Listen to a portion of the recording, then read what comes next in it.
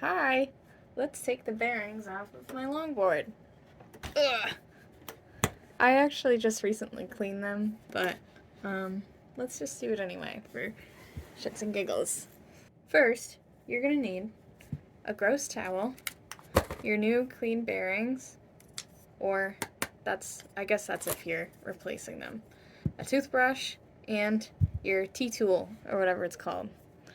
Mine is Ind, but I don't know. They sell these everywhere. I just got this one because I like the brand. This tool has 3 size options. You know what? Maybe I should turn on a light. Is that better? Alright. Yeah. So I think this one fits these. I don't know. I guess you can call this a nut. I don't fucking know. Great. Nice. Good stuff. Sometimes these will have a washer. I completely lost mine. I think I need some new ones, but there'll be like a second ring here. And those are good to have and not lose, but I lost them. Yay! So the wheel came off. Great. Alright, now it's for the fun part. Ugh, these bearings are literally so terrible. I put my bad bearings on my longboard because, you know, a longboard can really take a beating and these wheels are old, so I don't really care. I keep my nice bearings on my skateboard. Here we have a nub. And we're going to use this nub to take the bearings out of the wheel. So you're going to put the wheel on the bearing, not all the way through, only so it's through one of the bearings. And you are just going to, like, put your freaking back into it and try to pop the bearing out using the truck. Oh boy. These are like frozen into it because I just pulled this out of my car. It's like ice cold. So this is how I put my back into it. Ugh. Oh god. And then it's good to like do it little by little. So I'll pull it like this one way and then I'll turn it. Can you see what I'm doing? And then I'll pull it, and I'll turn it, I'll pull it. Now it's starting to do something. Yeah. This might be easier for someone like you who might have big manly man hands. I don't know if you noticed, but I have little stumpy baby fingers. But you can like see that like we're slowly making progress here, kind of. You want to make sure while you're doing this that your truck is only through one of the bearings, not both of them. Because you're not going to get anywhere if it's going through both of them. Oh look, I got it. So normally bearings should, like, if you hold them like this and spin them like a fidget spinner, they shouldn't stop that soon. In that case, like, I should be like greasing this or getting new ones. Really, they should be like going and going and going and going and going. Idealistically. But compared to these actually aren't new. These are ancient. These were my brother's. Oh look, a little thingy. I can use that. So these are really old. And they're smooth, but they still have some like, they still hesitate, you know what I mean? Like you can hear this, ready? That's kind of loud. I don't think it should be that loud. These ones are quiet. But they have the exact same amount of resistance. And I like my bearings to like glide. So I usually buy reds. These are what the reds look like. These ones are really nice. They go. Yeah, they move. Alright. So you can see it's a little brown in there. It's a little dirty. We hate to see it. This actually looks a lot grosser now that I've turned on the flash. Yeah, that's some crazy dirt happening in there. I don't think I've cleaned these out in a while, actually. Well, I'm glad I have this gross little toothbrush that I no longer use. And loosen the dirt with the toothbrush without water because I don't want anyone to get rusty on me.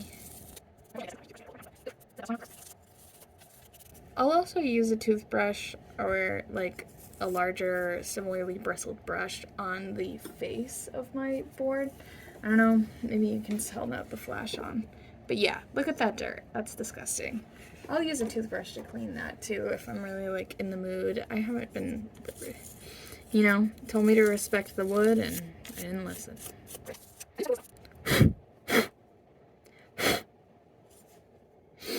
That was me blowing on it to make sure all that dirt is loosened up. And if you want to be extra thorough, here we have the corner of my, I call this the floor towel, because when I was in college and we smoked marijuana, we would use this towel on the floor to fill the gap between, you know, the door and the floor. So none of the weed stink got into the hallway. So this is the floor towel, and it's been the disgusting rag for so many things that require a towel. It would be a different kind of towel if I had a penis. Actually, you're in luck, because I think I actually want to change this bearing. It's looking like rusty and ugly and horrible. So let's go. Let's do it. Let's see if I can do this one without like completely straddling it. I think it should be fine. I think I'm a lot stronger than I give myself credit for. There. See? That was easy. That didn't need all the drama. Oh yeah, this one is just gnarly. Oh, ready? Yeah. Gnarly. Let's pop a new one in there. This will be fun. Yeah, this one's nice and smooth. So let's do it. We put her in there. Ooh, that one slid right in. But just to be sure, we'll take this and put her on there and press it down. And make sure when you do this that your hand isn't like actually covering the opening, or else this will literally go into your hand when the bearing pops on. This normally isn't that easy. This is normally the part that I really struggle with, but there really isn't like a right or a wrong side to put your bearing on, like which side's facing out. But some people think that there is. I really don't think that it matters.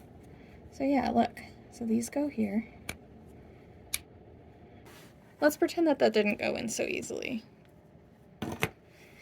You gotta do one of these, and I usually have to put in my back to it. Maybe it's because these wheels are old, and I mean, you can just tell they're like in not brand new condition.